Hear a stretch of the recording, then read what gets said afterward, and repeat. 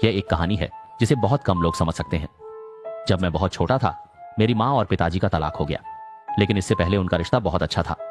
मेरी माँ मुझे लेकर मेरे सौतेले पिता से शादी कर ली। एक बार मैं सोफे पर सो गई थी और सपने में मैंने महसूस किया कि कोई हाथ मुझे छू रहा है। मैं डरकर जोर से चिल्लाई और वह हाथ गायब हो गया। मेरी माँ आई और मुझसे पूछा क्या हुआ। मैंने उसे बताया कि क्या हुआ, लेकिन उसने बिल्कुल भी विश्वास नहीं किया और कहा कि मैं जाकर फिर से सो जाऊं। कुछ दिन नहीं बीते थे, जब मैं सो रहा था वह बड़ी हाथ फिर से आ गई। इस बार मेरी चीख ने मेरी सौतेले पिता को बुलाया। सौतेले पिता ने मुझ पर विश्वास किया और मेरे साथ टीवी देखने लगे। मैंने कहा, थोड़ी देर बाद हम दोनों सो गए। सपने में मैंने देखा कि 2 हाथ मेरे सामने हिल रहे हैं। मैंने जल्दी से अपने सौतेले पिता को जगा दिया। सौतेले पिता ने भी उन बड़े हाथों को देखा। मैं और मेरे सौतेले पिता डर से बेहोश हो गए। हम दोनों जल्दी से वहां से भागे। बाद में मेरे सौतेले पिता और मेरी माँ में झगड़ा हुआ। कुछ समय बाद सौतेले पिता चले गए और मेरी माँ को उनकी आधी संपत्ति मिल गई। कुछ समय बाद मेरी माँ और मेरे पिता का भी तलाक हो गया।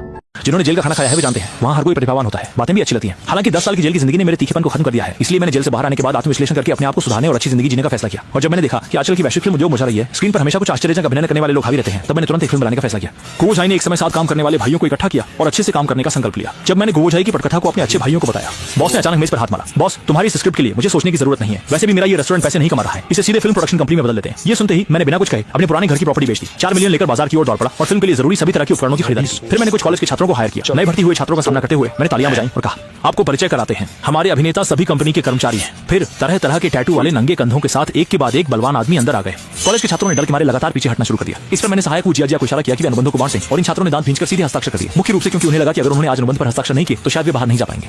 इसको देखते हुए मैंने संतोषजनक तरीके से सिर हिलाया और फिर दोपहर में आधिकारिक रूप से कार्य शुरू करने का निर्णय लिया। मैंने सीधे तीसरी फिल्म मेंगलोंग गोज यांग की शूटिंग करने का प्लान बनाया, जो कि गोवोझाई में सबसे क्लासिक फिल्म है और इसके कई प्रसिद्ध दृश्यों का यह स्रोत है। और ट्रेलर का वो भाग मैं इसे एक परित्यक्त इमारत में फिल्माने का इरादा रखता हूं जहां काला कौवा विस्फोट करता है। पहले ही अनुभाग ने न सिर्फ व्यक्ति की निर्दयता को दिखाया बल्कि इस नाटक के बिकाऊ तत्व को भी प्रदर्शित किया। जोश और आवेग होना चाहिए, बिल्कुल सही। हमारे पास एक क्षेत्र में एक आधी बनी हुई इमारत है जिसे अतिरिक्त फिल्म स्टूडियो बनाने की जरूरत नहीं है, इसलिए हम कम कीमत पर खरीदी गई वुलिंग गाड़ी लेकर स्थल पर पहुंचे। सबसे पहले शूट करना है वह दृश्य जहां कौवा गाड़ी से उतरकर सिगरेट पीता है। यह भूमिका लियू ग्वांग निभा रही है। यह बंदा डरावना दिखता है और काफी घमंडी है, जो कौवा का किरदार निभाने के लिए बहुत उपयुक्त है। उन्हें सही एहसास दिलाने के लिए मैं विशेष रूप से कई होर्डिंग्स और पर्यटक बस लेकर आया हूँ। एक भीड़ हाथ में तलवार लेकर लंग रनलू में चढ़ गई। दरअसल यह जगह बहुत सुनसान है, कोई यहाँ नहीं आता, लेकिन आज जाने किस्मत खराब थी, सच में। हालांकि एक व्यक्ति यहाँ से गुजर रहा था। उसने देखा कि लियू गांग बड़े घमंडी तरीके से कार से निकलकर एक कटार निकाल रहा है। ये देखकर वह आदमी तुरंत एक कोने में छुप गया। पूरा शरीर कांपने लगा। मेरे भगवान, क्या यह खून खराबा करने वाला है? एक अच्छे नागरिक के नाते वह यह नहीं होने दे सकता, इसलिए उसने तुरंत पुलिस को फोन कर दिया। और हम यहाँ अधूरी इमारत में सेट तैयार कर रहे थे, बड़े जोश में काम शुरू करने वाले थे। तभी अचानक नीचे से आपातकालीन आवाज आई। मैं फटाफट खिड़की के पास गया और देखा, ओह, हमें पुलिस ने चारों तरफ से घेर लिया।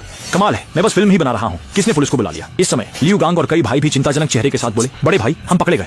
मैं उसके सिर के पीछे एक मारा। पीछे हटना किस बात का? हमारी फिल्म की शूटिंग निहित, उचित और वैध है, इन पुलिस वालों से डरने की क्या बात है? लेकिन मैंने फिर भी तुरंत शूटिंग रोक दी और यहाँ सब ठीक से समेट दिया, क्योंकि कोई भी पुलिस से सीधा टकराव नहीं चाहता। मुकाबला। और दूसरी तरफ प्रमुख पुलिस अधिकारी शुदामो अपनी टीम के साथ दौड़ते हुए आया। सभी की तरफ बंदूक तानते हुए चिल्लाया, हाथ ऊपर करो, हिलना मत। लेकिन सामने का दृश्य ने सीधे तौर पर उन्हें चौंका दिया। उसी रोई लगी रही। बस दिखा समूह मजबूत आनी पूरी तरह खड़ा है, बस एक अंडरवियर पहने, दोनों हाथ ऊपर उठाए कतार में खड़े और उनके चारों ओर कुछ कैमरे लगे हुए। तो उसने संकोच से पूछा, फिल्म की शूटिंग हो रही है? फिल्म की शूटिंग हो रही है? फिल्म की शूटिंग हो रही है? फिल्म। मैंने सिर हिला दिया। हम एक नियमित और कानूनी कंपनी है, पता स्नैक स्ट्रीट पर है। फिर शुदामो ने टीम के साथ जांच की। ऐसा लगा कि वास्तव में कोई आपत्ति नहीं थी। अगली बार जब फिल्म बनाएंगे तो थोड़ा कम दिखावा करें, इतना बड़ा तमाशा न करें। पुलिस को विदा करने के बाद लियू गांग हंसते हुए बोला, हम शायद पहली बार पुलिस को पूरी तरह हटते हुए देख रहे हैं। मैंने तिरस्कार पूर्वक कहा, देखो तुम्हारी ये हालत, विश्वास नहीं करते। भविष्य में जब हम फिल्म बनाएंगे वह उनका मुख्य संरक्षण लक्ष्य है। कोशिश करो कि आज ही ट्रेलर शूट हो जाए। इसके बाद सभी ने थोड़ी तैयारी की और तुरंत शूटिंग प्रक्रिया में शामिल हो गए। लियू गांग कोने में खड़ा होकर गहरी सांस ले रहा था। लड़ाई करना उसकी ताकत थी, लेकिन इस तरह का काम पहली बार था। मैं पीछे खड़ा था, अभिनेताओं को लगातार जल्दी से अपनी स्थिति में आने के लिए प्रेरित कर रहा था। तुरंत शुरू करें। लियू गांग ने अपनी शर्ट उतार दी। मैंने बैग से 2 रुपए दुकान से खरीदी हुई टी-शर्ट निकाली। जब वह उसे लेकर आया तो धूर्त लियू गांग के साथ यह बिल्कुल भी असंगत नहीं था, बल्कि इससे और भी हिंसक वातावरण पैदा हुआ। मेरे शुरू कहने के साथ ही सभी लोग तुरंत अपने किरदारों में आ गए। छोटा भाई बनने वाला व्यक्ति जमीन पर रोते हुए कहता है, बड़े भाई, मुझे सच में बहुत पछतावा हो रहा है कि मैंने हमारे समूह में शामिल होने का फैसला किया। मैं आपसे विनती करता हूँ, मुझे जाने दो। लेकिन लियू गांग ने मेरे सामने खड़ा था, चेहरे पर एक शैतानी मुस्कान थी, सिर टेढ़ा किए हुए, और अभिमान से बोला, तुमने मुझसे कसम खाई थी, अब कहते हो कि साथ नहीं दोगे क्या? ये कहकर अचानक उछल पड़ा। कौन? बहुत गुस्से में था। आज अगर तुम कहकर चले जाओ तो मैं लोगों के बीच कैसे रहूंगा? थोड़ा ध्यान रखना। पर कौन जानता था कि यान छोटे भाई का आदमी अचानक मेज से एक तरबूज काटने वाला चाकू उठा लेगा। लियू गांग की ओर तेजी से हमला किया, इतनी तेजी से कि मेरा दिल भी कांप गया। फिर एक बार जोर से मेज पर जा लगा। अन्य लोग तुरंत आए और छोटे भाई को पकड़ा। लियू गांग ने प्रॉप्स वाला तरबूज चाकू उठाया और बंधी हुई दोनों हाथों पर जोर से मार दिया। तुरंत खून का छिटकाव हो गया। पास में शूट कर रहे लोग ऐसी सीन कहां देखी थी। ठंडे होकर देखने लगे, जबरदस्त आंसू आने लगे। इस समय मैंने कहा, यह शॉट बहुत अच्छा फिल्माया गया है। ठीक है, सभी लोग थोड़ा आराम करें। सबकी प्रतिक्रिया में जोरदार तालियों की गूंज उठी। सभी लोग लियू गांग की अभिनय कला से प्रभावित हो गए थे। क्योंकि यह एक छोटे बजट का निर्माण है, इसलिए वैसे बड़े बजट की फिल्मों की तरह नहीं हो सकता जो करोड़ों का बजट रखती हैं और शहर की सड़कें बंद करवा सकती हैं। केवल शहर के भीतर ही शूटिंग की जा सकती है। ये अच्छी बात है कि लियू गांग इस छोटे बाजार में काफी अच्छा काम कर कर रहा है। यहाँ तक कि बहुत से लोग मुफ्त में मदद करने के लिए आगे आना चाहते थे। इस गली में एक बहुत प्रसिद्ध बार है रोमांटिक, जो हमारे लिए शूटिंग के लिए सही जगह हो सकती है और इसमें बहुत कुछ है। शराब परोसने वाली लड़कियां और भीड़ में से छोटी गुंडियों के लिए कलाकार ढूंढने का समय भी कम। इस समय रोमांटिक बार में जब सब कुछ तैयार हो गया और शूटिंग शुरू होने ही वाली थी, बार का दरवाजा अचानक अत्यंत हिंसक तरीके से जोर से पीटा गया। माफ कीजिए, हम आज खुला नहीं है। जैसे ही वेटर ने ये कहा, एक तेज थप्पड़ उसकी चेहरे पर पड़ी और फिर एक आवाज सुनाई दी, मुझे परवाह नहीं कि तुम आज खुला हो या नहीं, अपने बॉस को बुलाओ। ये देख मालिक की पत्नी जल्दी से वेटर को उठाने के लिए दौड़ी। आप लोग क्या करना चाहते हैं? हम आज नहीं, यहाँ व्यवसाय नहीं हो रहा है। आगे खड़े दुबले पतले आदमी ने बार काउंटर से एक स्टूल लेकर बैठ गया। तुम्हारा व्यवसाय होना या नहीं होना मुझसे मतलब नहीं है, मैं यहाँ पैसे लेने आया हूँ। भविष्य में हर महीने 12,000 की प्रबंधन शुल्क देकर मैं तुम्हें सुरक्षा दूंगा, ज्यादा नहीं है। ये सुनकर मालिक की आंखें चौंक कर खुल गई। तुम जैसा बदमाश क्यों नहीं जाकर लूट लेता? इस समय हम में से कुछ लोगों का ध्यान शोरगुल की ओर खींचा गया। मैं सबसे पीछे चल रहा था और सामने आकर चेन हाउनन का किरदार निभाने वाले पाई वेन हाउ और लियू गांग दोनों हाथ जेब में डालकर मुंह में सिगरेट रखते हुए आगे की ओर चल रहे थे। सामने से आने वाले तीनों ने तुरंत पहचान लिया। ये तो तुरंत ही समझ गया कि हम लोग जुआरी नहीं है। तुम लोग कौन हो? इस सवाल ने हमें उलझा दिया। फिर चेहरे पर एक शरारती मुस्कान के साथ तुम हमारी जगह पर आकर हमसे पूछ रहे हो। शिशे सुनकर तीनों गुस्सा होकर भी कुछ कहने की हिम्मत नहीं कर सके, क्योंकि उन्होंने अंदर से आवाजें सुनी। शायद वहां और लोग थे। हालांकि हारकर भी हिम्मत नहीं हारी। कमजोर लड़के का चेहरा तुरंत गंभीर हो गया। ठंडी सी आवाज में फुफकारते हुए जाने का सोचा, लेकिन इस समय लियू गंग ने दोनों हाथ तुरंत पीछे वाले दो लोगों के कंधों पर रख दी। एक जबरदस्त ताकत आई जिससे दोनों दर्द से कराह उठे, लेकिन हिम्मत नहीं कर सके। बस बर्दाश्त करना पड़ा। इसलिए एक नजर में आगे के दुबले पतले आदमी का चेहरा और भी लाल और नीला हो गया, क्योंकि पई वेन हाउ ने अपने मुंह की सिगरेट उसके पैंट पर सीधे दबा दी। मैं पीछे से बिना जल्दी किए आगे बढ़ा। कहाँ है? ठीक है, आ गए, चले गए। तुम लोग कितने बेमतलब हो, जिसे बुला सकते हो उसे बुलाओ। आगे के कमजोर आदमी ने मेरी ओर इशारा करते हुए जोर से कहा, तुम देखना।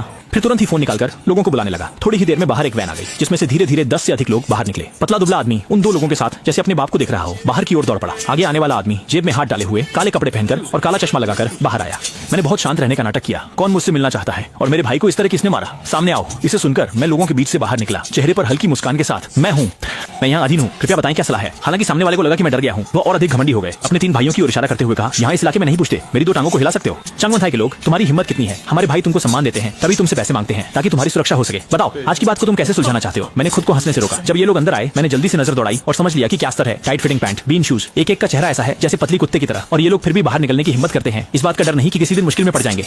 अगर हम पहले ही इस दुनिया से दूर नहीं हो गए होते तो आज हम इन लोगों को सबक सिखाते। इसलिए मैंने पलटकर पूछा, आप लोग इसे कैसे सुलझाना चाहते हैं? ये सुनते ही जांग वेनताई के चेहरे पर एक कुटिल मुस्कान थी। मैं तो सबसे अच्छा इंसान हूँ। आपने मेरे 3 भाइयों को चोट पहुंचाई, इलाज का खर्चा, अस्पताल का खर्चा, मानसिक नुकसान का खर्चा, सुरक्षा की देखभाल। हाँ, हम भी ज्यादा नहीं मांग रहे। 20 लाख दे दो, हम तुरंत चले जाएंगे। पीछे खड़े लियू गांग से अब बर्दाश्त नहीं हुआ और वह हंस पड़े। अगर हम नहीं देते तो अब क्या कर सकते हैं? इस समय एक और खड़ा दुबला पतला व्यक्ति जल्दी से उसकी कमीज का किनारा पकड़ते हुए थोड़ा हिचकिचाते हुए बोला, भाई आप इधर उधर देखो, लगता है कुछ गड़बड़ है। जांग वेनताई ने देखा कि मेरे भाई लोग हमें घेर चुके हैं और हमें डर है कि अगर सचमुच लड़ाई हो गई तो खरीदी हुई कपड़े बेचने तक की नौबत आ सकती है। इसलिए हर कोई बिना शर्ट पहने मैदान में उतरा और उनके शरीर पर कई छोटे बड़े चाकू के घाव थे। कुछ लोग अपने शरीर के घावों को बदसूरत मानते हैं, इसलिए उन्हें छुपाने के लिए कुछ टैटू बनवा लेते हैं। जांग वेनताई हमारी ओर बढ़ता देख रहा था, लेकिन उसने अपनी आंखें एक पल के लिए भी नहीं उठाई। अगर आप फुर्सत में हैं तो हम पर ध्यान से देखिए, हमारे शरीर पर अनगिनत चाकू के निशान हैं। सबसे हास्यास्पद तो ये है कि उसने 2 स्प्रिंग भी देखे। जांग वेनताई डरकर परेशान हो गया। उसने भी ऐसा मंजर पहले नहीं देखा था और एक पल में ही डरकर रो पड़ा।